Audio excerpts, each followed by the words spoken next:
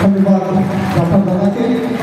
अब हम बुलाए चाहब हमारे बीच में शुभम अग्रवाल जी के शिक्षा का क्षेत्र में इनकी बहुत नाम